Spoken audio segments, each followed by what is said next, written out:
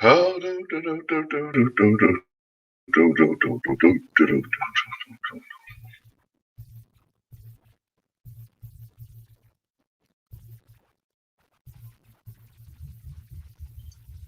Okay, if I can get this chat up here.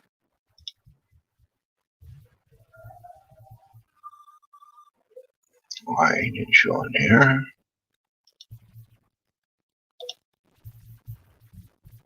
Okay. Chatter. Mute. Okay.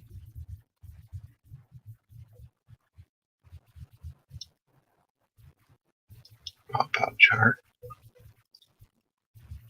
Okay. This over here. This over here.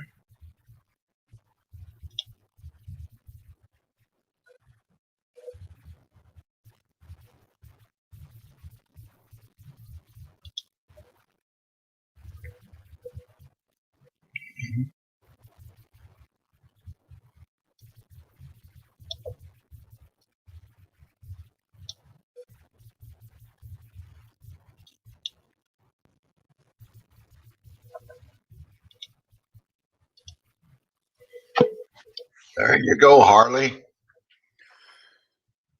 Oh, microphone working okay? Guess it'd help if I put my earphones on where I could hear you. How you doing? I'm doing well. Well, good for you. That's what we like to hear. I'm getting a delay here. Is your you on YouTube? I gotta do Check that. and make sure you're muted over on the YouTube. There we go. Get her? Yep, much better. All right. Yeah, I don't know. How you been? Well, good, man. It's kind of chilly, you know. Good sleeping weather. Oh man, tell me about that. Hey, PopsQuest, Rob, how you doing? Dan, God is my judge. Glad to see you guys. We just thought we'd do a impromptu chat tonight. Hopefully, I sent him a text message. Well, you got it, Harley, but he said he's going to try to make it. I don't know if he will or not. New text I can. How to do? Yeah, it's kind of crazy weather here, but it's been chilly, you know. Matter of fact, I got a blame sweater on sitting out here in the garage. See, you got a jacket on too. Yeah, I'm just sitting here in a light shirt. It was really nice outdoor weather now. It was like 70 degrees today. Yeah, Pops. Thursday night was my night when we had chats, and we may start them back up. We're just doing a few test trials to see if anybody's really interested in it.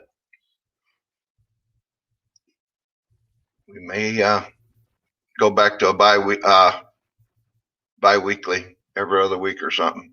Until it gets real cold, I'm out here in the garage and I ain't got a real good heater out here. If it gets real cold, ain't gonna be no chat, I'll tell you that.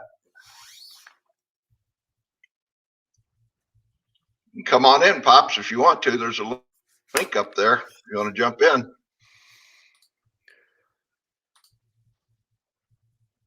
Yeah, Pops or Rob, he's into the big USPSA or PCA or whatever it used to be. Yeah, I've subscribed to his channel a while back. Yeah, Pop's a good guy. He used to have up to about do what? There's a couple Michigan ones that you probably ought to get on here at some point. What's the Snake Doc? I think he's out of Bay City area. Snake Doc? Snake Doc. Huh. He's not a big channel. He's only got a couple thousand followers so far, I think. Bigger than me. Don't know that much about him other than I get the impression that he's just from the name, a Cobra mechanic, snake doc, but I could be wrong. Okay. But yeah, he's out of where are we here? There we go. Yeah, he's out of Bay City, I thought. Seems that name kind of sounds familiar. Maybe Dan might have mentioned him to me or something, but I just never done anything. I guess I forgot about it. If that's even the one that Dan mentioned. I don't know of anybody other than Lisa up in excuse me, Sutton Days up over, and she's just northeast of me over by us, between Oscoda and Alpena there. She does a lot of homesteading, prepping, stuff like that. Yeah, there's a couple others. I can't remember the names off the top of my head. I'm sure I've got them in my subscriber list that other Michigan channels that I've checked in on occasionally. Oh, I've got a lot of Michigan channels that I'm sub with, but I don't know if they do chats Yeah, or not. I don't know either. Daniel, you got to rub it in about Buckeyes, don't you? We'll have to see the end of the season. Who's the best? One of these days, we're going to beat you. Eventually, time's on our side, bud. Well, not going too good lately. There was a joke going around about how they had to stop University of Michigan football practice the other day because they found a strange white powder on the field. They called in the FBI and the state police to investigate it, and after a couple hours, they finally realized it was something they've never seen before. It was the goal line. Yeah, I heard that. Well, except about the Detroit Lions one time, which is definitely true for the Detroit Lions. It'll be interesting Saturday night. They got Washington. We'll see if they've got any hopes of anything. Yeah, I'm not holding out a whole lot of hope for Michigan. Yeah, I had hopes for Harbaugh, but I don't know if he's just not getting the players or the coaches, the individual line coaches, whatever, aren't doing the job. I don't know, not a clue. I wasn't impressed with Harbaugh when they hired him. I didn't want him to hire. I wanted him to go after Les Miles out of LSU myself. But well, you look at who was it, Rodriguez, that they paid a fortune to get to Michigan, and they ended up buying him out. He didn't do well at all. Then he went to Arizona, and he was kicking butt down there. Yeah, I thought Brady Hoke would have been a good coach for him too, but he didn't gel out either. Well, since Lloyd Carr, I guess Lloyd Carr, the last coach that they had that really, I mean, when Rodriguez come in, he had a good team. I think he went 9-2 or something like that, but it was basically a Lloyd Carr team. The same way when Brady Hoke come in, he went 10-1, I think, his first season. But he still had a bunch of layover players. I don't know. We'll see. I hope they finish above 500 anyway. Yeah, I don't follow them all that much. I've never been. I mean, even though I'm right next to the University of Michigan, and both of my parents graduated from there, I'm not a big U of M fan. I know my wife is, but I'm not. Well, we was traveling last Saturday going downstate to my sister-in-law's, and I got there in time to see the fourth quarter anyway. But you can bet at 8 o'clock tomorrow night I'll be camped in front of the television. Yeah, the only time I paid a lot of attention to it when my daughter was stationed out of the Pentagon, we'd cut through Pennsylvania a lot, and anytime Pennsylvania was playing either Michigan or Michigan State, I'd have to tune in on it because if Pennsylvania was winning, I could drive a little faster. If Pennsylvania was losing to a Michigan team, I had to drive a little slower. Yeah, Penn State's got a good team this year, I guess. They're ranked right up there.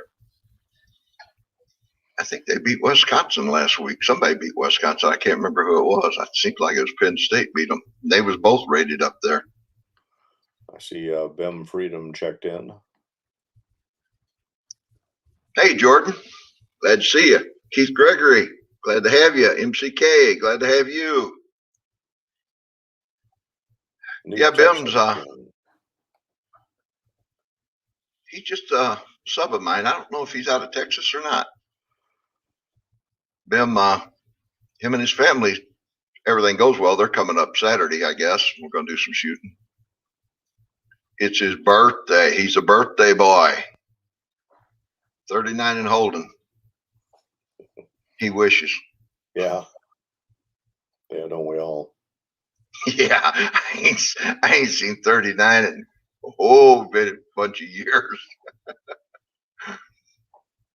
Yeah. I'll knock out 72 years in December if I live that long. So I beat you already, huh? I don't know. I'll be 72. Yeah, I passed that milestone here a few months back. Oh yeah, we're in the ballpark with one another anyway. Yeah, I went to my arthritis doctor Tuesday while I was down there. He read the riot act to me about my inflammation in the body. Got to get off carbs and sugar and all the good stuff, you know. And I still like to think that 70 is the new 50, right? Yeah. Yeah, that'd be nice. So you got anything interesting coming up, gun wise or anything? I don't know how interesting it is. Besides my staccato series, I've got I've been in that staccato challenge. I've got a couple more I've got to enter into that, and then I'll put another pair of those together for a quick video. I just picked up my very first H&K. I've shot a couple before, but never owned one. Had a friend had to pay some medical bills, and bought a couple of guns from him, and one was an H&K VP9 tactical.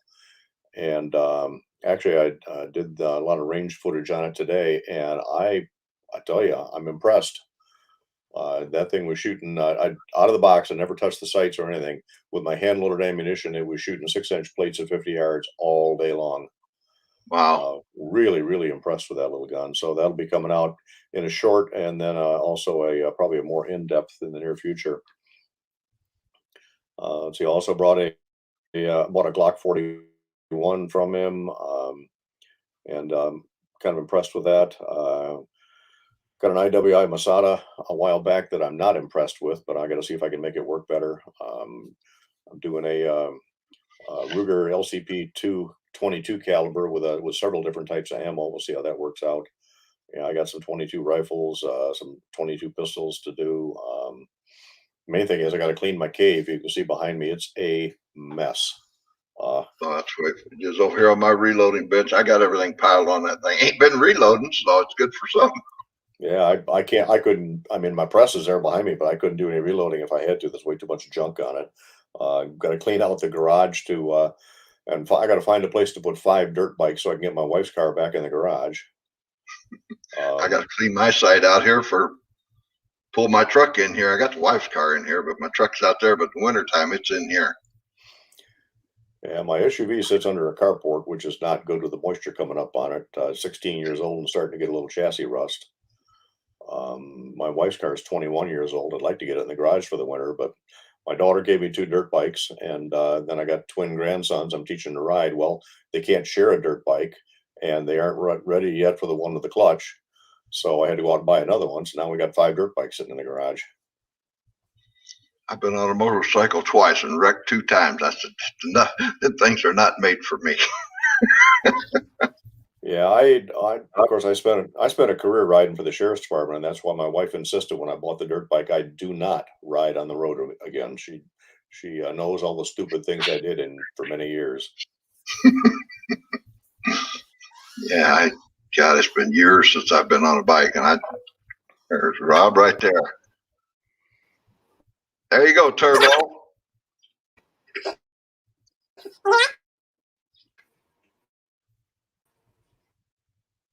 Can't hear you, Rob. You sound like Mickey Mouse.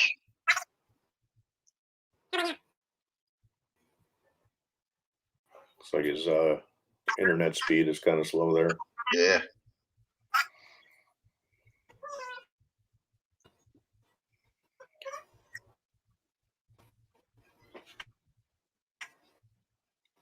Vanessa saying 60 is the new young Daniel, huh? Yeah. Vanessa Kitty, glad to see you. Ain't seen you in a coon's age out there. Not in my chats anyway. Of course, it's been a while since I had one. At least you don't have a goat in the garage. Who's got a goat in the garage?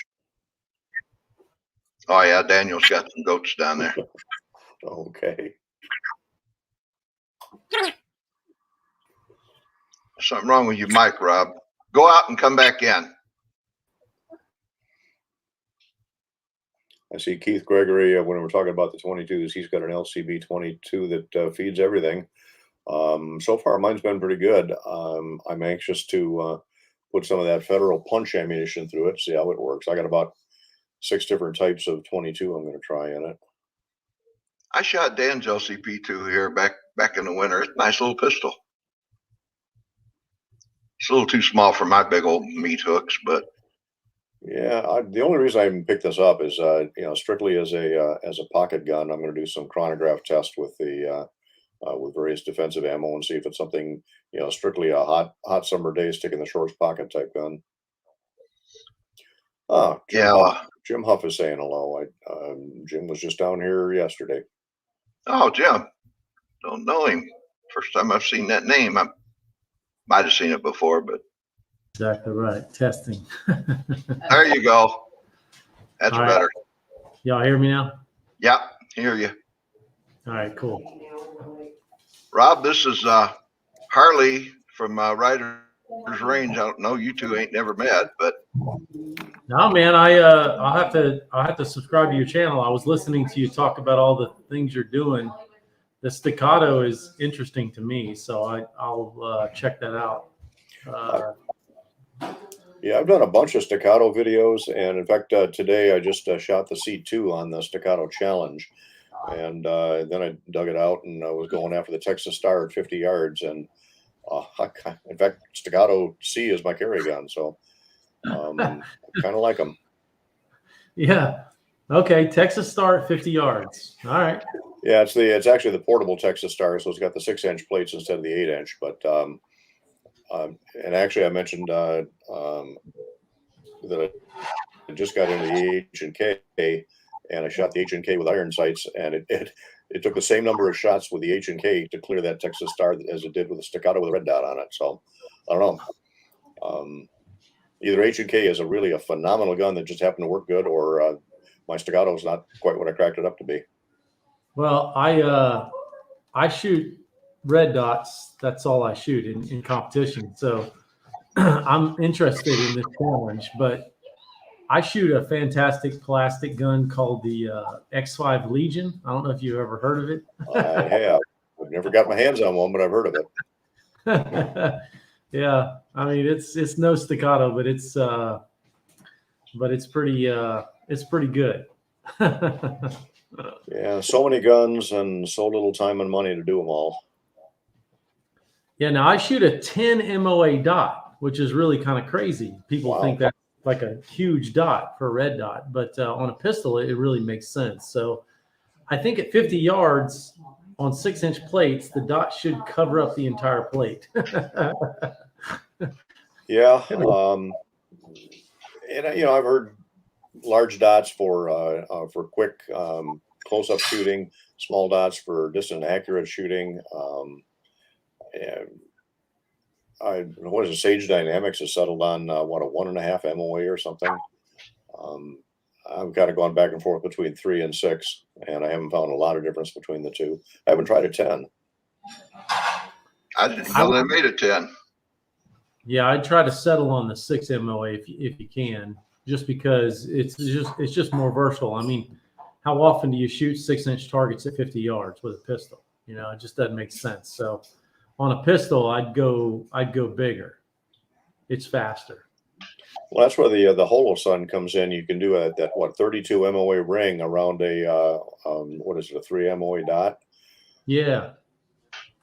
Yeah, that's kind of nice because the ring will cover the cover plates at 10 or 12 yards. Yeah, I need to check that out. I've literally never. I've heard so much about that red dot, and I've never looked at one. I know Don's checking out red dots now. I'm glad to see that. That's pretty cool. Yeah, that ADE I got, it's a 6 MOA. I don't know if I can see a 3. Dan's got a couple of them, and My eyes just ain't that good anymore. Well, when you start shooting fast, you're shooting the streak, you know, and you're trying to just acceptable sight picture on a dot is way faster than an acceptable sight picture on iron sights. So the bigger the dot is, the more information your brain can manage at one time. So it just makes more sense. Yeah, I need to get it out and play with it some more. I put it on my 22 because it's just, of course, my CZ wasn't, or not my CZ, but the Glock, it ain't milled. And I had it on there and had to buy a plate, and it took it up real high, and it looks better on a 22 anyway. So one of these days I'll get me a slide or something that's milled for red dot. Yeah, for a 22, I've got it's an Ultra Dot Match Dot 2. That's a red dot that'll give you 2, 4, 6, or 8 MOA dot. It'll give you a dot with a circle or a dot with crosshairs. So you got a wide choice of reticles plus about, I think, 10 or 11 different brightness adjustments. It's only like $260, $270 sight and works great on a 22. It's like that's like a multi-tool for a red dot. Yeah, I read somewhere that the Marine Corps pistol team had used those for a while. And on a 22, I love it. The other thing, Don, that you can do when you get those small dots, just turn up the brightness. As you turn up the brightness intensity, then it makes the dot look bigger. Yeah, I can do that. Try that. Next time Dan brings one up, I'll try it. Hey, even better, get a bigger dot and turn it down, and then it doesn't seem like the right thing to do, but especially in not like super bright conditions, it actually works great. Now, in really bright conditions, like if you're literally shooting and the sun's like right there, a big dot, a 10 MOA dot or even 8 MOA dot that's turned all the way up versus a small dot that's turned all the way up, and you get that glaring from a small dot that you have to turn all the way up. You can take a big dot, turn it down maybe 1 or 2 clicks, and your performance goes way up. It's just incredible. And I've shot every dot there is. I've literally, except for that one Hall of Sun as an aside. Donna, you followed me for a while. I've shot every dot on planet Earth. I mean, I've gone through every dot in competition. It's ridiculous. And I broke a bunch of them too. So I've settled into the bigger dots. They just work better. Ray, look, Rick's out there. Old Ricky boy. I think the first dot you put on was a Vortex Venom, wasn't it? Yeah, probably. It was on that P09. Yeah, Vortex, and then Delta Point Pro, and then Trijicon SROs, and Romeo 3 XLs, and now Seymours. It's literally been. I just love shooting red dots, so I've just been on a quest, to try to find the best dot for my eyes. And that's the other thing to bring up is everybody's eyes are different. You can brag to your buddy about the best dot to shoot, but it's the one that they prefer. What did you find an 8 MOA? What did you find that on? What kind of optic? The Seymour RTS2 version 5, which has the hardened electronics, has an 8 MOA. Matter of fact, they make a 4, 6, 8, 10. And I think if you special order, you can get a 12 MOA dot. Wow. Yeah. And they've had issues with durability, but their version 5 has these like hardened electronics, according to everyone out there. And I've got them now on 3 of my slide rides, and they just run and run and run and run. And I practice a lot, and I shoot a lot of matches, and they're really good dots. I'm very happy. At $350, it's not that bad. I mean, I've broken $600 red dots. Yeah. I've got several Swamp Fox optics, and I'm kind of intrigued with the company. Certainly, the price point's good. So far, they haven't let me down, but then again, I haven't run them as hard as you have. I've never heard of Swamp Fox. That's got to be a I don't know. It's probably made by the same company that makes a lot of these dots. I know there's one company that makes like 10 different branded optics that they just basically, sell under a certain name or something like that. And a lot of people have great success with those dots, man. Well, Swamp I Fox just wonder if it's made by, go ahead, Harley, I'm sorry. Yeah, Swamp Fox it's a veteran-owned company out of Colorado. It's only been around for about 3 years, and I haven't seen any other optics that are designed exactly like these are. And from what I've got from Swamp Fox, they design them, they spec them, and there's one company that builds just for them. Yeah. And if you're a veteran or former law enforcement, you get great discounts on them too. But again, I haven't run them hard enough to know what the longevity is going to be. Damn, that sounds cool. So it's an American-based company that's getting them produced overseas. Probably. Yeah, they design everything here in Colorado, or Colorado and Texas both, I guess, and have them made overseas to their specs. Okay, cool. So you're in Colorado. Yeah, they're just outside of Denver somewhere. I don't remember the exact town. But they do red dots, low power variable optics, prism scopes. Pretty interesting line. Okay. No, I mean you live in Colorado. Oh, me. No, I'm in Michigan, just down south from Don. My daughter's out in Colorado, but not me. Yeah, I've never made it to Michigan. I got a bunch of family in up in Michigan that I've never visited. So whereabouts in Michigan, Rob? Kelly, where does everybody live in Michigan? Montgomery and Lansing. Montgomery and Lansing is where they're Montgomery, Michigan. Where in the heck is that at? It's near Detroit. Near Detroit. Montgomery. Boy. I don't know. Never heard of that one. I must be a small town, I guess. Are you sure it's Montgomery? Yeah. She says yes. So there is a Montgomery, Michigan, in Hillsdale County, so that's going to put it down southwest of here.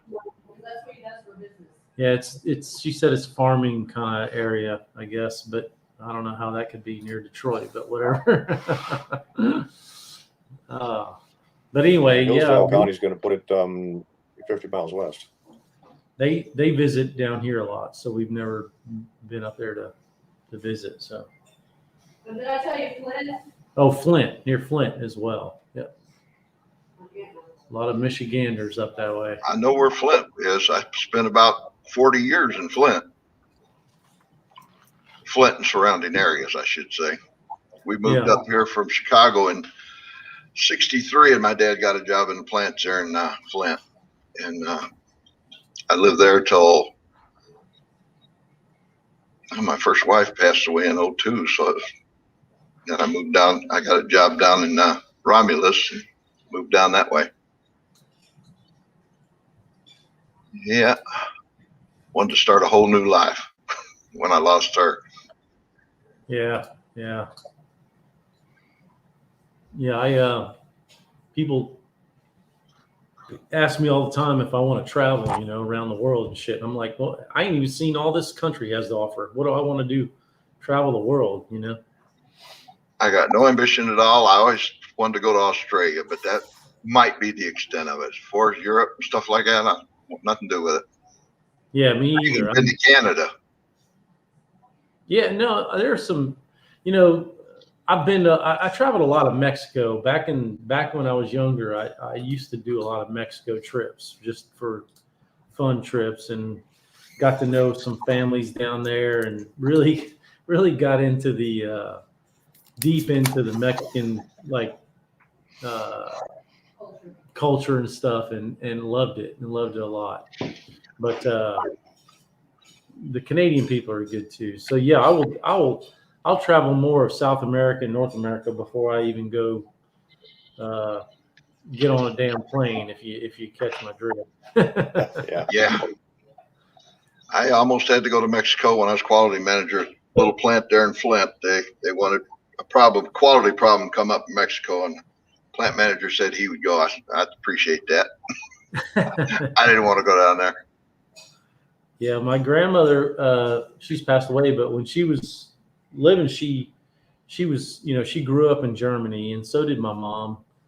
And so when she lived here, there was a company, Bosch, that opened up in town, and she wanted to work there really bad because she loved the fact they were a German-based company. And she had no uh, background to be able to do that kind of work, but she showed up there every Friday and walked into the building and said, I want to work here. I want to work here. And she did that for a year straight.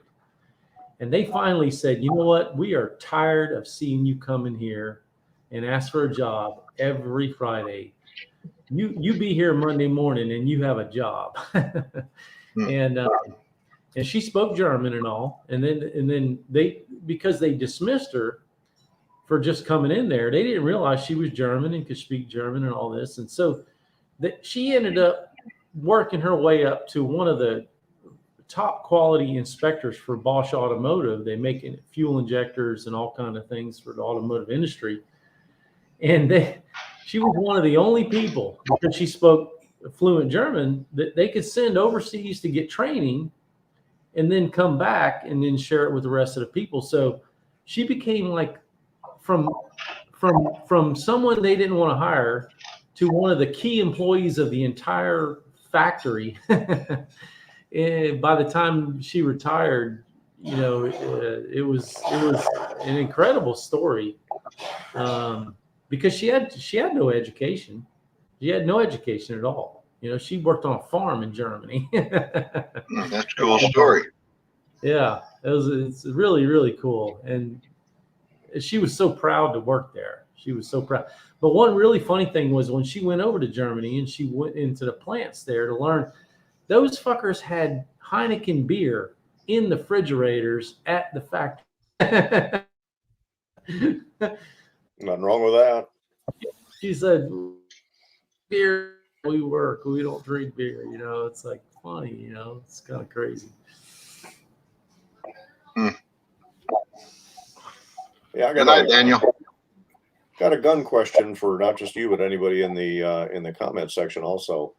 Just heard today about the was it the CZ P10M?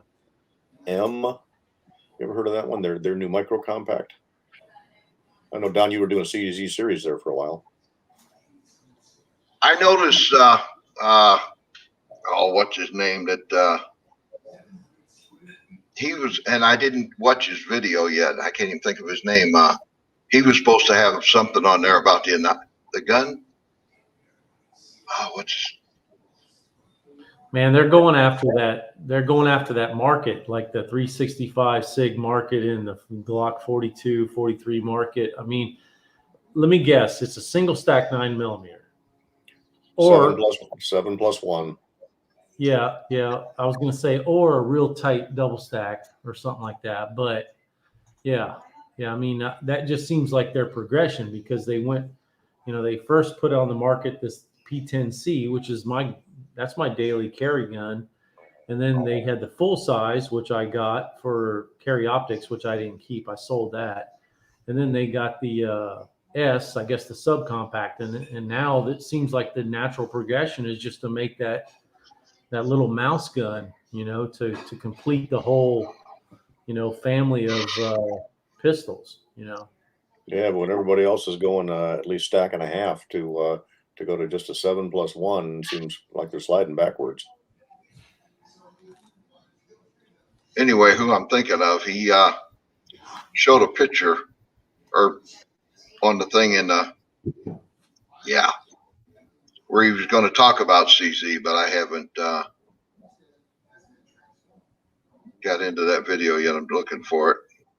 Mario. Keith But that, Gregory, what's up, KG? That 310S that I shot of Dan's, man, that's a nice little pistol. But I like the Ruger Max 9 better.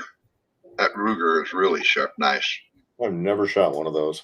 It is a nice little pistol. Next time Dan comes out, have him bring it. You need to shoot that.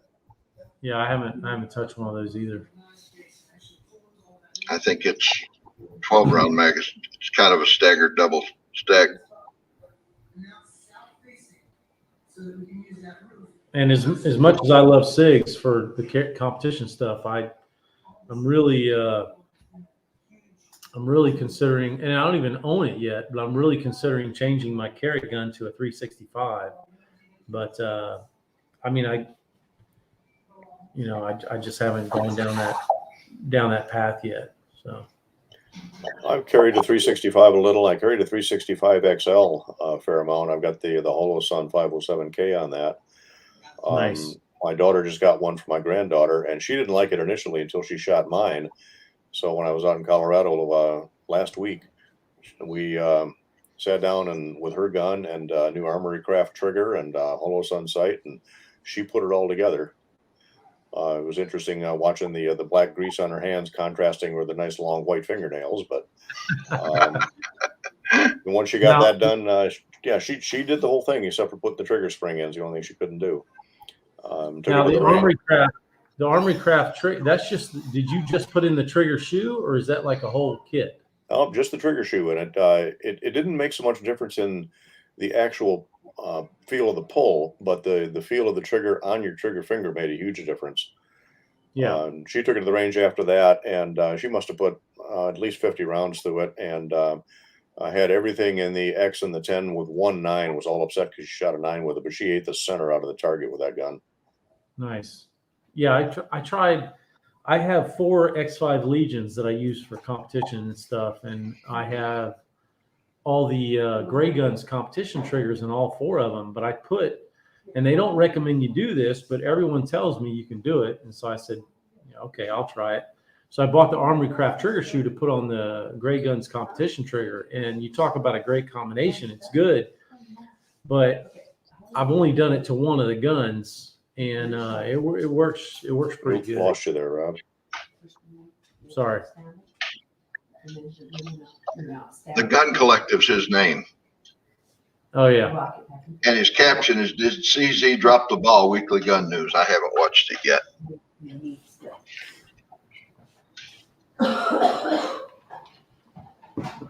Look like Dan's going to be able to join us tonight. It don't look like.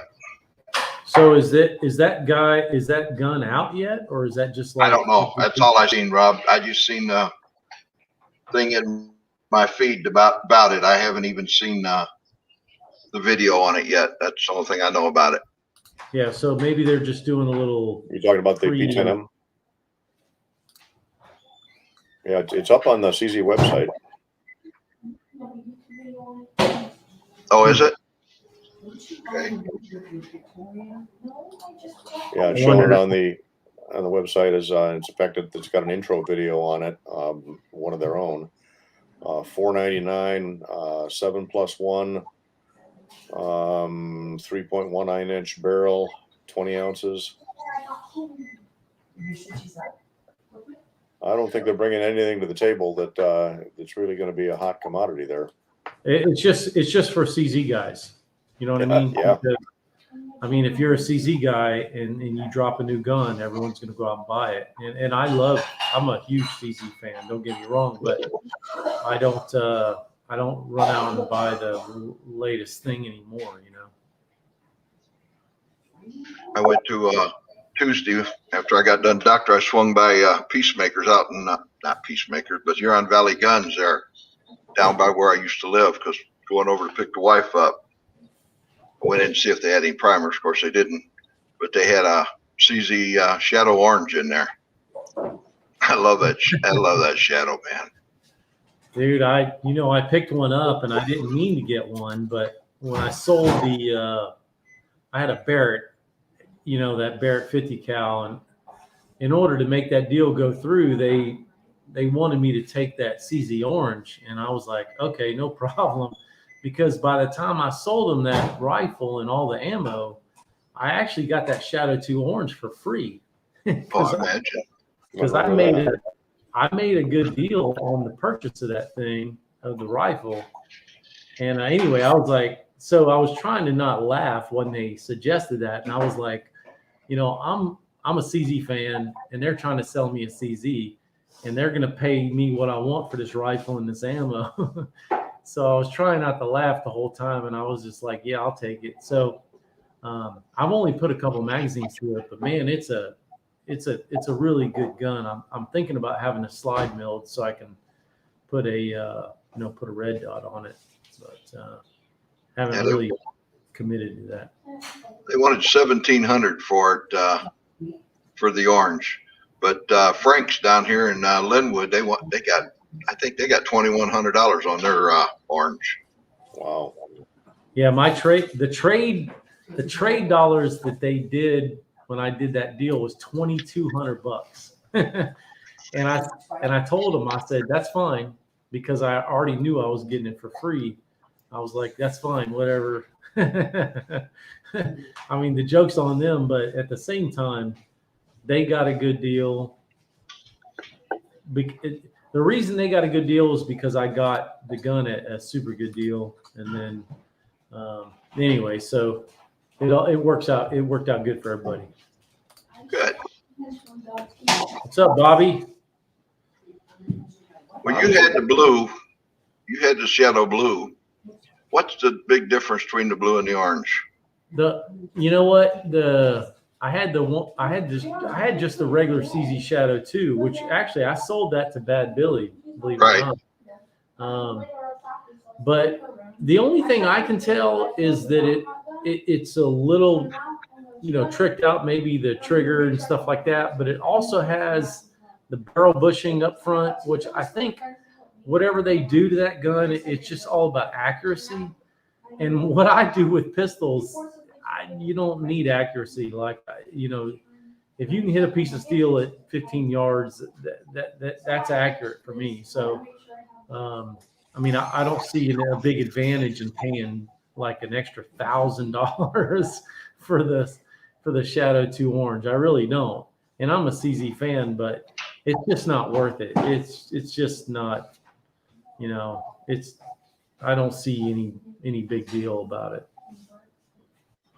I shot that one that Bad Billy had because Jordan, Ben Freedom, brought it up last summer.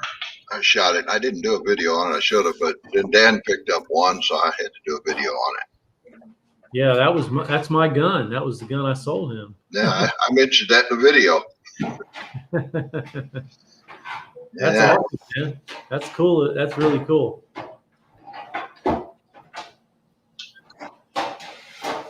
Bobby. Yeah, let's show this one. Yeah, Biden withdrew the nomination of that David Chapman to lead the ATF. Yep. That dude is so radical, man. I don't think that could have passed. But you know what? That just goes to show what they're willing to try, though. I mean, damn. But what's the other guy's name that for Guns and Gadgets? What's his name? I seen his video. Jared. And I seen his video today. He put another one out because he put the one out this morning on them pulling his name.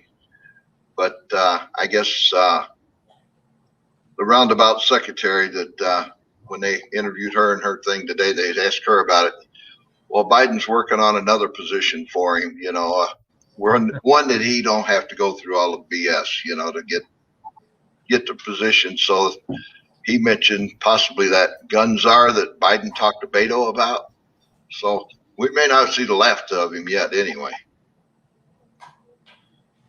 I don't really give a shit anymore at this point. There's too many gun laws. I don't really respect a lot of the stuff that's floating out there, and I just do my own thing. I do it to where I can't get in any trouble. Yeah. I mean, they've gone too far already. So my line in the sand is behind the heels where they're standing.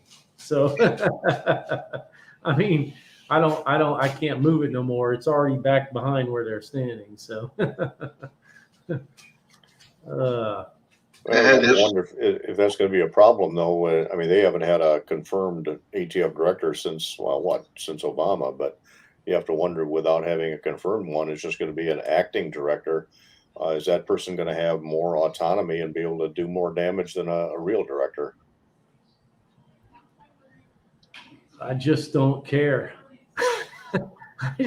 You could take that. You could take that either way. You know what I mean? But I mean, as gun guys, man, you can only take so much abuse. You know, I mean, at some point in time, it's all going underground. You know, because like I said, I spent a lot of time in Mexico, and I got to know a lot of people in Mexico, and down there's no gun laws, right? I mean, you can't. Basically, there's nothing that protects your gun rights in Mexico. But if you want a gun, you get whatever you want. There's no suppressor rules. There's no full auto rules. I mean, guns are just guns. Like you either are an outlaw with a gun or you just aren't. You know what I mean? I mean, and if you got a gun and someone tries to take it from you, you pretty much just shoot them. Yeah, I mean, that's just kind of where it's heading, you know? So, I mean, and I think that people are looking for this moment where you have to make a decision. The decision will be made when you decide that it's your time to make that decision.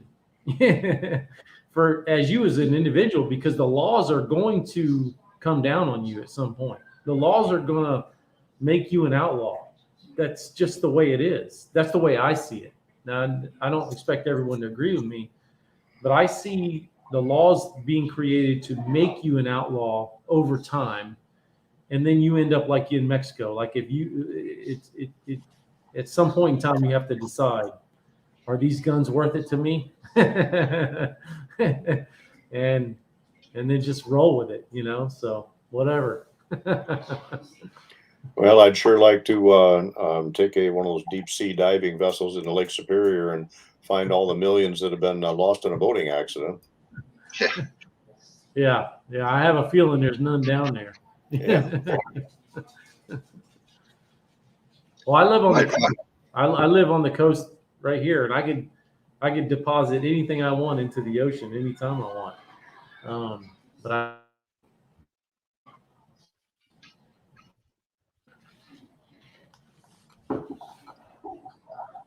Yeah. Go down and try to find Edmund Fitzgerald, right? Yeah.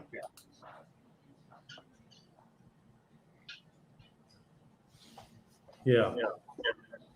So Don, you ever gonna where you're living? Is there any IDPA up that way? I found a course over in Holton Lake. They shoot USPSA, but I didn't make it over there this year, and maybe next year. I've just been kind of not doing a whole lot of shooting because of the primer shortage and stuff. And I got plenty of powder and bullets, but and primers. I thought I had a good supply of primers, but I just didn't have a good enough supply. Yeah, I still got it's different. Still got a few up there behind me. Yeah, see 'em. Yeah, that looks good, man. I mean, I got stacks of them, but man, you don't realize how many you got until there's none to get. You know, right? What Okay. I know. I don't know if you've seen that short I put out. I don't know, Wednesday morning. Yeah. But I got a big surprise there Tuesday. Got 1,000 small pistol or Magnum primers, but that ain't no big deal. Now I use my Magnum primers for practice, and about every 30th one is a light primer strike, because you got to realize that primer cup is thicker because of the Magnum. Right. So just don't load them for anything that can't hit that primer really hard. Yeah. Like CZ's are notorious for light primer strikes. I mean, the Shadow 2, if you tune them up, they're not going to do it. You know, Glocks, so striker fired stuff, you can usually, they'll do pretty good. But anyway, just be aware of that. You know? Right. Yeah, I know that they're thicker and maybe a touch hotter, but that's about it. They're not hotter. They're not hotter at all. Matter of fact, if you flip over a Magnum small pistol primer and you put it next to another primer, you can see it's a little bit red on the inside. The reason they do that is so that you can quickly identify it. But if you look at the pressure created from one to the other, there's videos out there you can go watch. Super Vel did a video. They're an ammunition manufacturer. They did pressure spike tests on all the different primers. Small pistol magnum, and small rifle, zero change to the load pressure. Zero. Okay. It's exactly the same. I always heard that they had the magnums was a little bit hotter just to ignite the ball powder, the slower ball powders that you use, you know, No, 296, stuff like that. there's literally no change in the primer. The only thing different is the thickness of the cup that they put it in. Yeah, I knew that. Yep, and that's the only thing you have to really plan around, is make sure that you can strike the primer properly. But as far as the load recipes, exactly the same. Don't change anything. Yeah, I've run some small rifle primers, just to experiment, to run them in some of my handguns, and in most of my 1911s, it'll work on, but there are a lot of guns that small rifle primers won't. So I got to be careful, certainly for any kind of a light competition gun. My 929 revolver, I can't run anything other than Federal small pistol match primers on those with a soft cup. Yeah, and okay, so a couple things here. The 1911s will run anything because it's a floating, firing pin. I mean, it'll ignite anything. So the beautiful thing about the 1911 2011 guys competition is you can run any small primer. As far as the match grade, when it comes to Federal, just know that the red box match grade versus the blue box regular Federal primers, the only difference, and this is true, and I've done my research, the only thing that makes it a match grade primer is they run their most experienced employees on one shift. Really?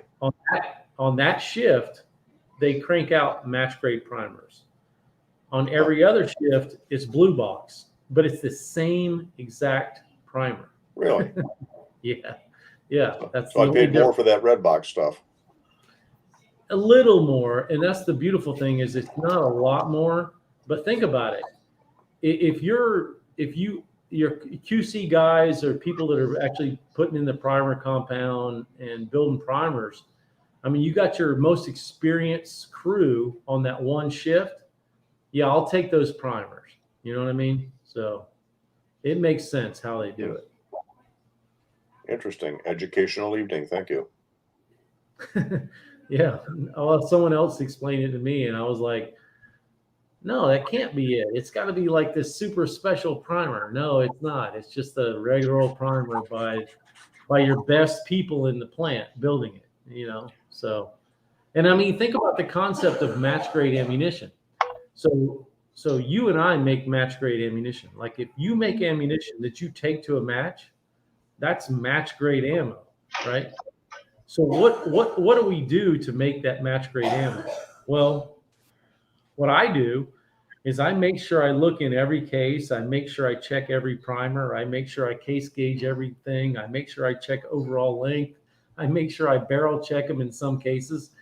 And I'm literally doing all these checks to this ammo, and that ammo becomes match grade, right? But there's nothing special about the components. The only thing special is the fact that you checked it 6 different ways, right? Now all of a sudden we have match grade ammo that we made for, maybe 15, 20 cents a round. It's cheap ammo, but it is in fact match grade ammo. So I think that name gets thrown around a lot like it's something special, but in reality, it's just how you treat the process. Yeah, if I'm running something where I need real precision ammo, again, I'm only doing pistol, not rifle. I mean, the rifle guys CC the cases and do all sorts of stuff. But I'll make sure that I got the same head stamp, and I hand seat all the primers, and I manually weigh each of the powder charges. But other than that, the rest of my stuff is all mixed case lots. And I hand check about every 10th powder charge when the Dillon throws it. But yeah, I guess I get a little more finicky for anything I need real precision on. But then again, those days for me are pretty much long gone. Yeah, I love making rifle ammo too. I'm the same way. I have a charge master. If it goes over, I dump it back in. I make it do it again. I hand seat my primers. I chamfer, deburr by hand. I mean, I think with rifle ammo, you need to put in the work, you know. But with pistol ammo, there's an acceptable, you know, method, if I may use that word. And then I think all the quality comes from what you do after that. You know, you check in you're either barrel checking or case checking and overall link checking and checking for high primers and things like that. So yeah, it's pistol and rifle is two totally different ball games. But people that have been loading ammo for a long time eventually end up telling me, "Oh, I hate making ammo." I still love making ammo. I still love making even just regular old 9mm ammo. I love it. I I love it. You know.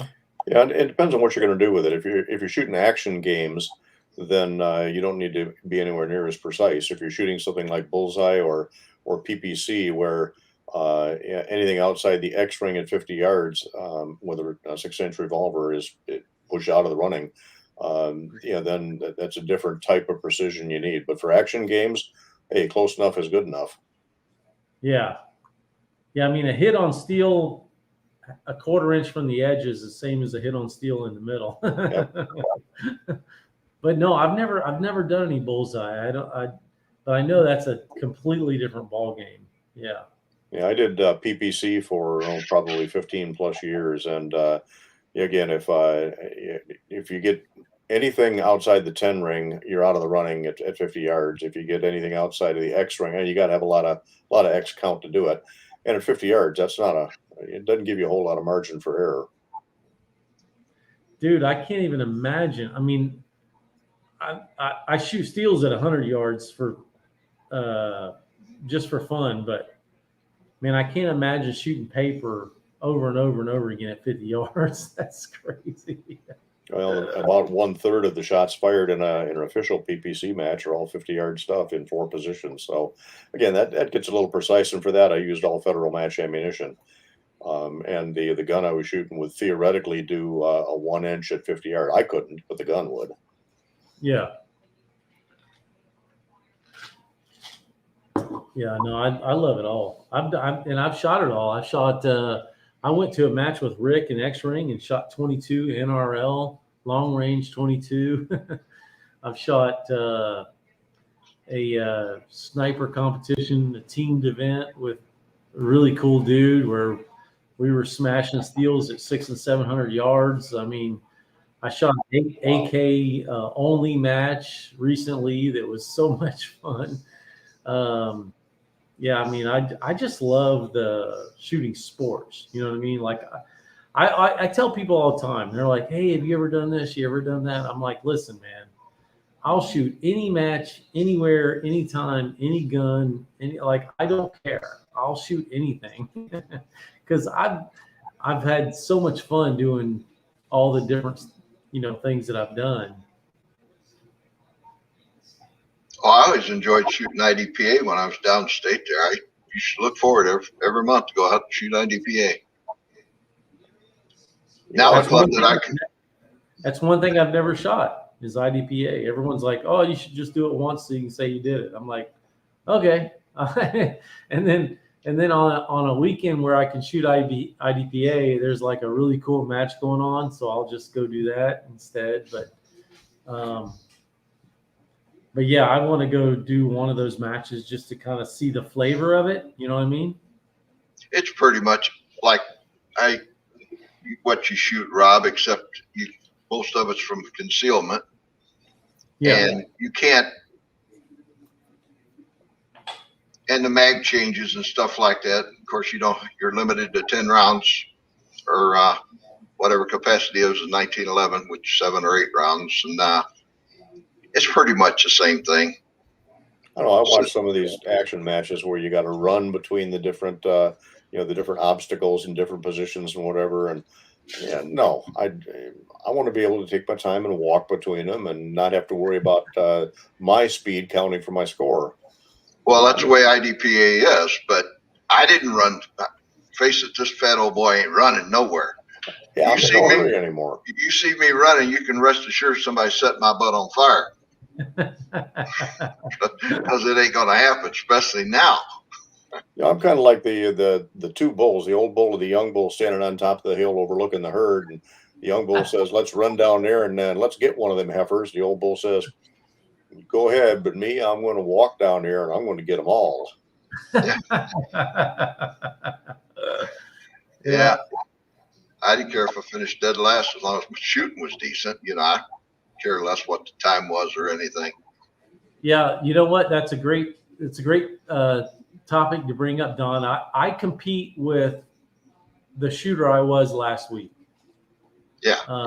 A lot of time I've done pretty good. I finish on the top of the list pretty much every weekend, but I don't give a crap about that. I try to compete against who I was last week. And if I'm better, then I'm happy. If I'm not, I'm still happy because you pay to do this. It's not like not like a job, so, but you still want to try to improve. You want to try to get better. And it's just fun, man. It ain't just the paint. What's up, brother? Oh, there he is. I ain't seen him in quite a while either. Fresh Fowler. Man, John lived for a while. He's another Michigander. We ain't seen a video from him in a while. I'm friends with him on Facebook, on my personal Facebook thing, and he had a birthday here a couple days ago, and I wished him happy birthday. But that's about it. Yeah, he needs. I ain't even seen anything from Michigan Woodsman lately. Yeah, he needs to knock the cobwebs off and make a video. Yeah, he's got a pretty nice range set out there behind his house too. Or he did have. I don't know if he still does or not. Yeah. Have a good one, Bill. See you Saturday. So, what about Farmageddon? You ever going to have it again, or you thinking about it? That's that might be a tough subject because I'm getting ready to sell the farm. Ooh, yeah. Yeah. It's a couple that need to happen. I don't know if you watch my videos about my shop.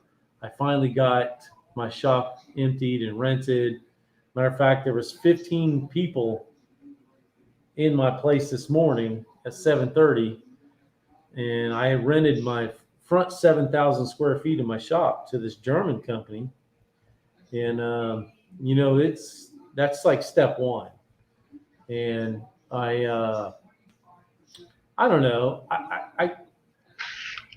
I don't use the property as much as I need. Like, I don't know. I feel like it's a huge asset sitting there that I don't really need anymore. Like, I could literally just go shoot.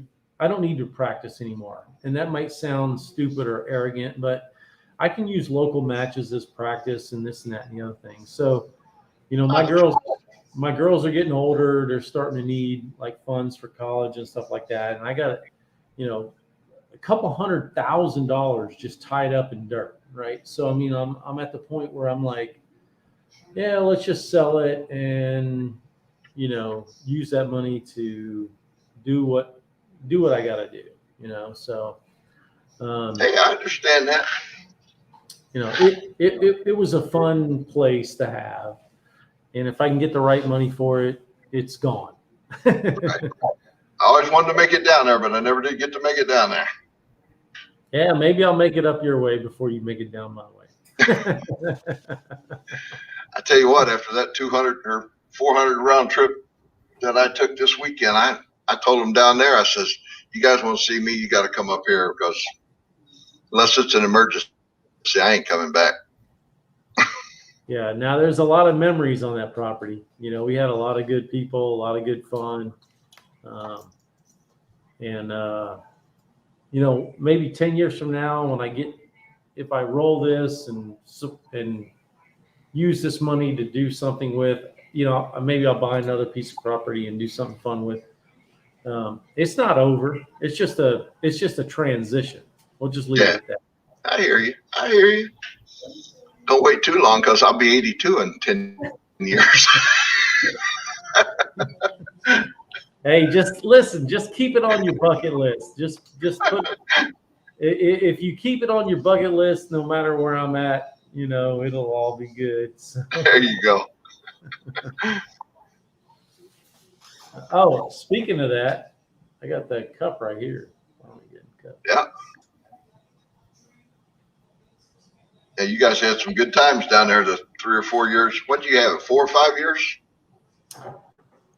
Oh man, I know the sign that I have hanging on the bathroom door says 2016, but I think that might have been the first year at my property because I actually did this event at another person's property. Maybe it was 15 or 14. But man, that's been a long time, and we raised a lot of money for the Fisher House. It was always a fundraiser for the Fisher House. I mean, over the years we did it. I bet we raised $5,000-6,000 for the Fisher House. So it was always a good thing, and we had a few little weird moments with some weird people. Yeah. But at the same time, man, that was common ground for meeting a lot of awesome people, and I'm just so glad I could be a part of that. It was pretty cool. Well, that's what I always told TR. I said, I just want to come down there and get a lawn chair and sit there and talk to everybody. I said, I give a care less whether I fire around or not. Oh yeah, the shooting wasn't even part of it, Don. Yeah. It wasn't that was the least of our. Like I know everyone posted videos of like us shooting and stuff, but honestly, that was not even part of the like people's memories or their motivation or whatever you call it. Like what the first bald and curious. I love the guy. I don't get along with him really well anymore, but he's a good dude, right? So this is a case in point. Like so for the second we were up pretty late as you can imagine, drinking and hanging out by the fire and everything. The next morning, like we're all doing this competition, this teamed event. We're shooting. I think it was we used the minivan to drive around the property and shoot 3-gun out of the minivan. It was hilarious. I think someone had to go kick him to wake him up. Oh, really? And like it was like they kicked him, get your gun, load it, and come shoot. It was like there's so many stories about that event and about that property that were just you can't make it up. Oh my God. So I was just real happy to host it and be a part of it. But this chapter, I think we need to close it and then maybe open it again down the road. You know what I mean? Yeah, I understand that.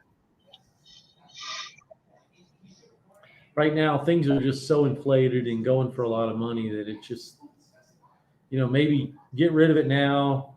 Maybe when the market tanks, go buy something and then start it all over, kind of thing. So. How far was it from your house? It was a pretty good drive, wasn't it? Yeah, it's actually an hour and a half from my house.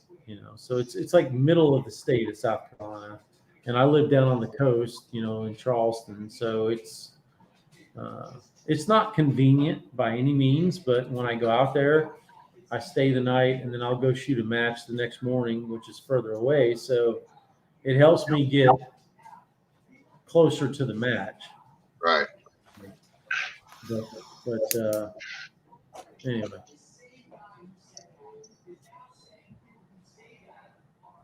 We'll see. Yeah. So Harley, when you gonna make a trek up this way? we keep talking about it. My wife's still not feeling all that well, so we did take a chance and fly out to Colorado last week. But as far as taking any local trips that I actually got to leave in the morning, that doesn't work out too well. Now, one of these days, maybe before the weather sets in, Dan's going up. Maybe I can find a time to go up there for at least a day. You're not that far away. No, not really. Of course, hey, you got down as far as here in Valley Guns. You're only a half hour from me. Yeah, I know about where you're at down there, where you live at there, because I've been through that little town. My wife's cousin used to live there in that town. Next time you plan on getting down this way, give me a shout. Give Dan a shout. Maybe we can add some more lead to my backstop. So you guys have never gotten together and shot before? Not me and Ryder, no. All right, there you go. Yeah, put that on your short list, man. I tell you, man. I'll have to come up with some kind of emergency to drive down there. Yeah, linking up with like-minded people it's been one of the biggest benefits of me being on YouTube. I mean, really. Yeah, see, I'm kind of spoiled, Don. It's you go up to your place and I got to load everything in the car and go to the gravel pit. Come down to mine, I walk 75 feet from the garage and I'm there. That's awesome. I think if I lived on my range, I'd already be out of primers. Well, that's why I don't use the range out here, but I put a little range out here behind the house of big bore, some steel targets plus 22 targets. I ain't been out there but maybe 3 or 4 times. Dan usually calls me on the weekend. We go up to the gravel pit. Well, I filmed 2 videos out there today. I shot probably 140 rounds or so. And if I do that 2 or 3 times a week, the way ammo is, I've got to be a little more careful. Yeah, big time. What's your YouTube channel name? Ryder's Range. Ryder's Range. Okay, I'm gonna. After the chat's over, I'll put a link in the thing down there at the bottom, Rob. I bet I can find it before that. Oh, I bet you can too. You must do some 1911 stuff. A lot of them. Yeah, Google is full of your stuff. There you go. Look at this. I'm already subscribed. Cool. Good luck, Don. Yeah, I've been following your stuff, Rob, for quite a while, and looking at a lot of your USPSA type stuff. Yeah, I'm a nerd about that stuff. It can be boring if you're not into it, but yeah, of course you're posting pretty often too. I mean, you're posting about every other day or so, aren't you? I don't have a schedule. I'm not like that YouTuber where it's like, oh, I need to make 2 videos this week. When I feel like it, I go, and I mean, one of my last videos was about me doing a 64-hour fast. I saw that. I just I don't have a thing with my channel. It's all about me and what I'm doing. So yeah, I don't know how you could fast for 60 hours. I didn't watch all of that. I just the title said, wait a minute, 60 hours without eating? No. Yeah, I've at least got to get a scotch or 2 in there. Yeah, no, I did it for I don't know. I experiment on myself. I'll just leave it at that. But there's a lot of good that can come from fasting. You have to do your own research. So. I got to get up I usually get up between 1 and 3 in the morning, and I have a coffee and just a little something for breakfast before I go to work. And I got to fast because I got to go have blood work done after work in the morning. So I ain't going to have my coffee or anything in them. I hope I can sleep right up till the time the alarm goes off. You get up at what time, Don? Between 1 and 3. Oh. Every morning, just like clockwork. Yeah, my alarm goes off at 3:30. I didn't even like doing that when I was working, let alone retired. I wake up at 3:30. I go to the gym at 4, usually 4:10. I'm in the gym, and then my work starts at 6 a.m. So yeah, I've been that way for years, and it's just gotten worse. So is what it is. Doctor asked me the other day, he said, "You get 8 hours sleep?" I said, "If I get 8 hours sleep, you better call the medic because there's something wrong with me. If I don't wake up, Man, sleep is so important. Sleep is really important for. it is. Yeah, I mean, I started working out, pretty heavy the last couple of years, and I didn't realize how important the recovery process was. Sleep is paramount. Yeah. It's big. Yeah. That's where your recovery's at, in sleep. Yeah. And I ain't been in the dream state where you dream in 30 years. I never dream. Yeah. I have some crazy fucking dreams. I sleep really good, but I take some supplements, and I sleep good, but I think it's worth it, so. Doctor wanted to give me sleeping pills, but with sleep apnea I have, he said, it'd have to be a very mild one, just because you don't want to be put into a deep sleep because you might not wake up. No, I don't take any like sleeping pills. I take ashwagandha, which is it's like a natural herb, man. It will, if you do a little research on it, it's all natural. It's like a herb you can take that, and there's melatonin and stuff like that. Yeah, I've heard of melatonin. I say lean on all the natural stuff as much as you can, and that ashwagandha, man, I tell you what, it has what it does is it's a big stress reliever, but it's also really good at making you sleep. And when you sleep good, you have crazy dreams. Well, scotch is all natural, right? Yes, absolutely.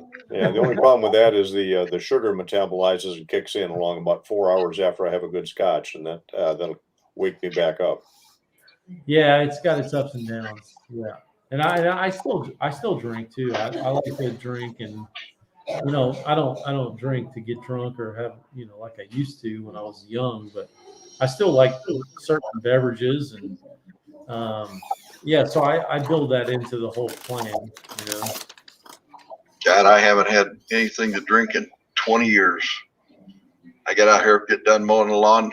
Man, a cold beer would go good. My wife said, "Go get one." I said, "Nah, I know what that one will lead to, so I just leave it alone."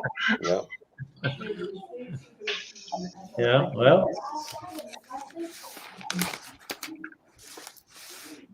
Clint Eastwood say a man's got to know his limitations. Yeah, so Don, you asked earlier what I got coming up. What do you got coming up now that you finished your CZ series?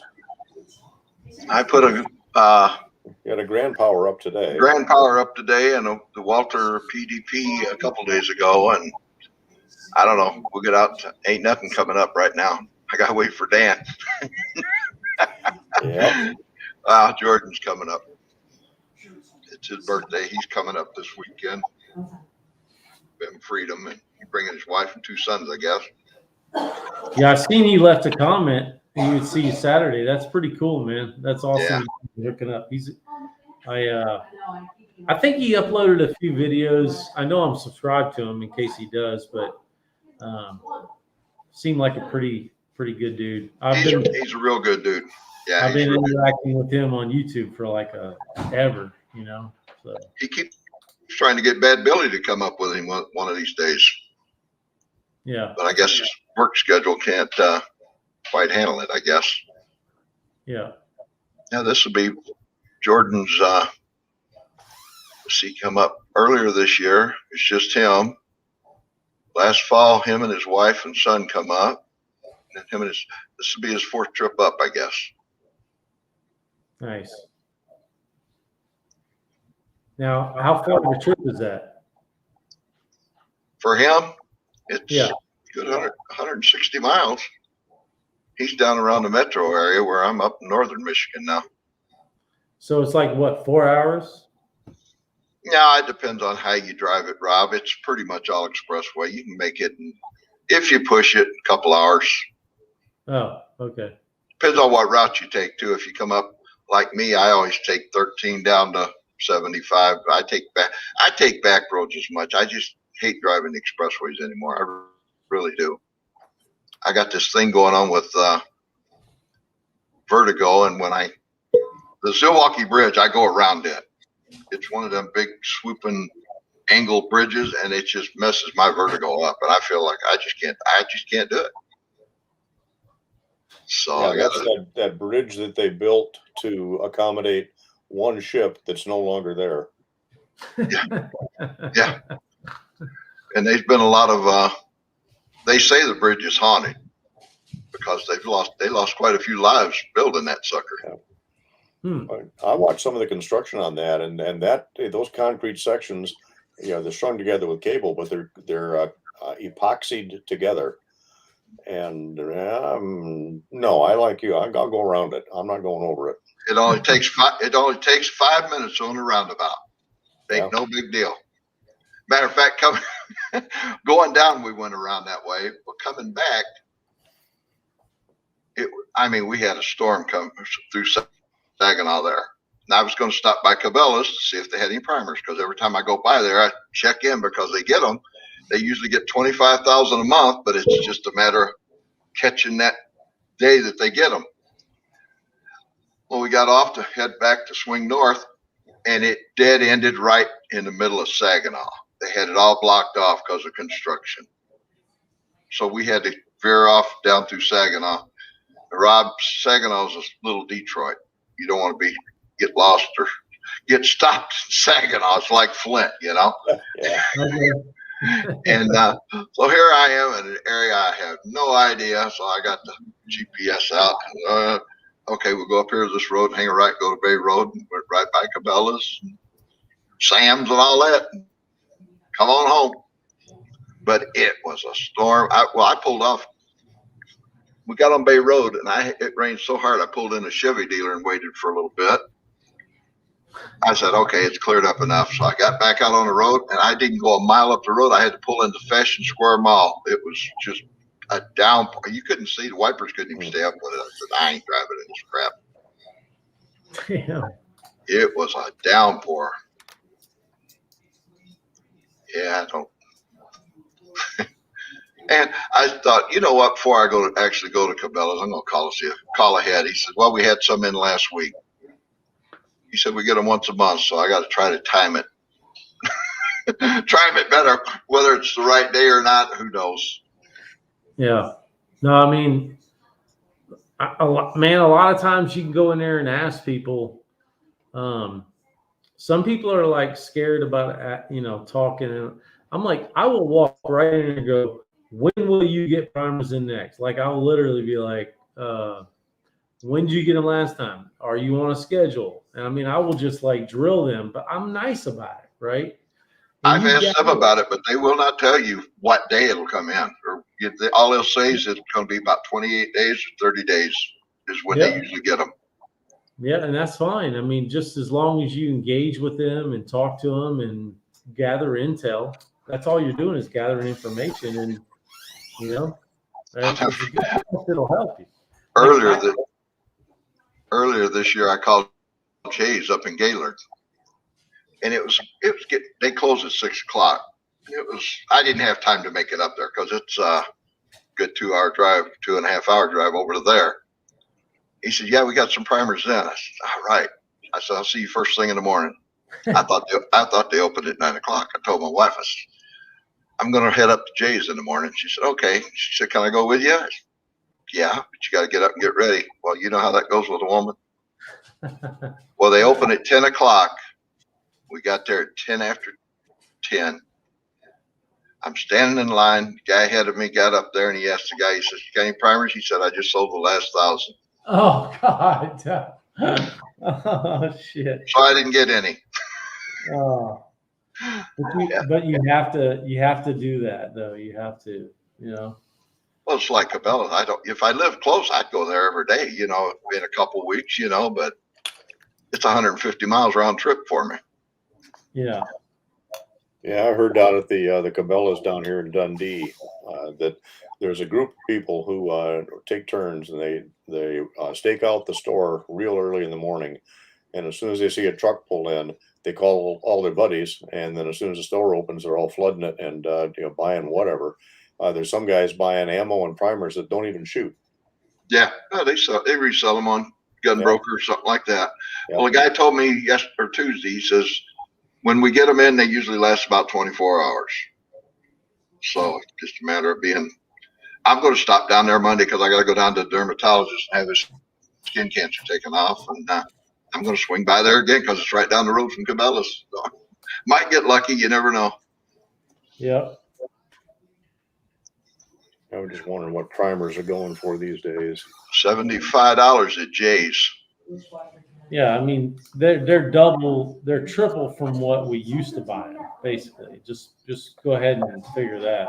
Gun Broker, I was looking through there a little bit, and they want $155 a thousand. I'm not ever gonna overpay. I'll quit shooting. Oh, I'm not going to pay $155 for 1,000 of them. Nah. Federal large Magnum pistol primers on Gun Broker, 100 of them for $15. Buy now, plus 3.5% for the credit card. Yeah, I don't think so. Yeah. There's That's a brick Yeah. that's bid up to $132 already for a brick of them. Nope, Yeah. I don't need them that bad. Well, I'm on Midway, I'm on Natchez, I'm on Mid-South, and I can't remember what the other one is right offhand, but I'm on their email list that when they come in, of course, they may be, I don't know where I'm at on the list. They may be getting them in, and there's so many ahead of me. But I know Midway lists their sale price $74.99. Hey Don, you got a celebrity that just showed up in the chat. Oh, John, KB32. Look at this guy. Yeah, he thinks I should be in bed right now, but I'm about to go to bed, just so you know. Yeah, we're going to close this thing down here in just a couple minutes. I got to go to bed too here pretty quick. There was Gotta a work. store near him that would give you, I think, 2,000 a day. And he's like, yeah, I don't know. I said, dude, trust me, man. Go in there every day and buy every fucking primer they will let you buy. And he did for a long time. And now he's sitting pretty. That's what he's talking about in that chat right there. Okay. And this was when primers were already short. There was the one store that had tons. I said, you stop in there every day and you buy 2,000. And I think he did it for like 10 or 12 days straight. All the ones around here, if they got them, you can only buy 1,000. Yeah. This is before they realized they were going to vaporize. You know? Right. Well, ammunition is starting to come back, so I'm hoping that it won't be that long before primers are more available at a reasonable price. I don't know if we'll ever see them at $35 a brick anymore, but Oh, you ain't gonna. I'd venture to say when they come back, you ain't gonna see them less than 50. I'm thinking more like 80. I could 50. I could do 80. I guess when I get desperate, maybe, but I'd have a hard time doing that one. If you look at 80, you're looking at 8 cent a primer. Yeah. If you figure 5 cent a bullet, your brass is free. I mean, we really should be able to do for 8 cents a primer, really. If you do math, it should be fine, really. I mean, Yeah. Well, if I run across a brick for $75, $80, I'll buy it. I mean, I don't know. Last brick I bought, I mean, wasn't if that actually shooting- right before COVID, I paid $40 for a brick of Federal large pistol, and I'm okay with that, but haven't seen any since. I used to buy them at the Novi Gun Show. I could get Federal, Winchester, all of them, $29 a thousand. Yeah. Don't you wish you'd dipped into the Yeah. savings and bought a few thousand more? Yeah, no kidding. Like I said, I thought I had a bigger stockpile. I got quite a stockpile on large pistol, but small pistol, of course, I've done a lot of shooting the last couple of years. didn't replenish any of it, but I sold all my large pistol primers to a guy that I shoot competition with. He shoots single stack 45, and I wanted to keep him shooting. I'm like, I don't need them. You can have all of them. I sold every damn one of them. yeah, when this all started slowing down, there was a place over in Oscoda at Haglund's. It's a sporting. It's basically a fishing, but they have shooting, reloading stuff. I went in there one day and he had some 45, large pistol primers. I bought a brick of them. Now he ain't been able to get any more either. Yeah, my lowest that I ever had because of the last primer shortage was 100,000 primers. Like that was my baseline. Everything above that. Wow. And I've always kept up to that 100,000 plus.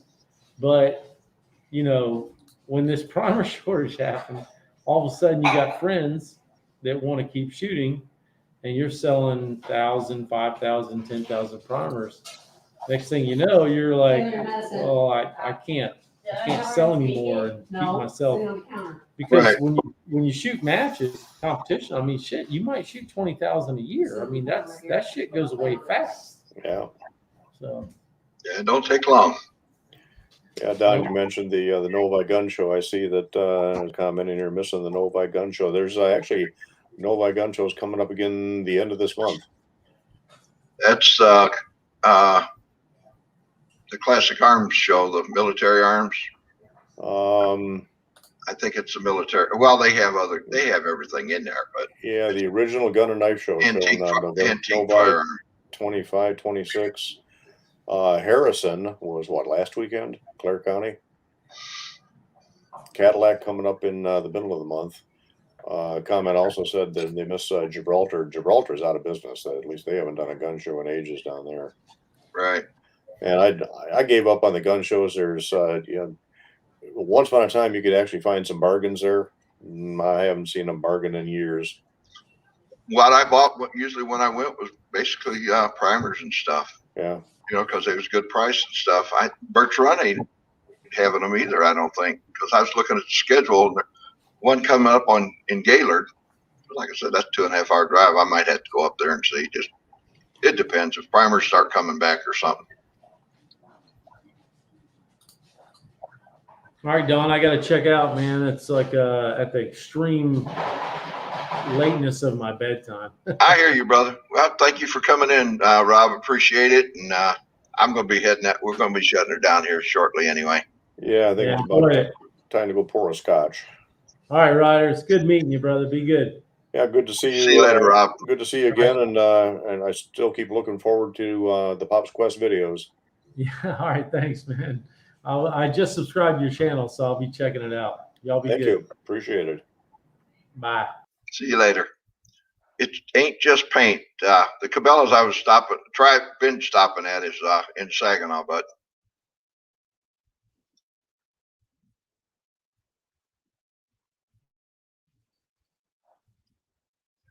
yeah, everybody got hit the bed here pretty quick. Well, I you're am. getting up at what, 1 or 2 in the morning? Right, Harley? I can go to bed at midnight, and I'm going to get up between 1 and 3. I usually go to bed somewhere between 9 and 10. If I get 3-4 hours sleep, Wow. I'm good, I guess. I ain't dead yet. Like old Sam Elliott said in Roadhouse, I guess I'll get all the sleep I need when I die, you know? Well, somebody told me when you retire, never miss the opportunity for a nap. I missed a few, but I like my sleep. Yeah. I'll doze off like when I get home from work in the morning, 9 o'clock, I'll go in there and turn on Fox, and I usually doze off for 10, 15 minutes, and that's it. And I'm good. I'm good for the day then. Yeah, well, Fox can push you to sleep anyway, but yeah, all the news shows. I just get onto it, and I like 11 o'clock. I like to watch Harris Faulkner. She's pretty straight shooter. I like her. Yep, I like her. She don't mind saying it like it is either. Nope. Yeah. Well, hey, this chat was cool. I got actually idea of a couple more channels I got to check out now. Good. Yeah. KB 32 Tactical. He's got a good channel. Yeah, and I've actually seen a couple of videos. I don't think I ever subscribed. I may have to go back and look at that one again. I remember when he started out, and he's up over 200,000 subs now. Wow. He does a lot of, rifle stuff, builds and stuff. He lives in North Carolina, and I think he works in Pennsylvania. So he's got up his apartment or house or whatever he's got in Pennsylvania. He's Wow. got a reloading room and everything there. Yeah, KB's a good guy. Rick is your sixth cover. He's another good one. Well, all these guys are good guys. I know all these guys. Been subbed a lot of them for a lot of years.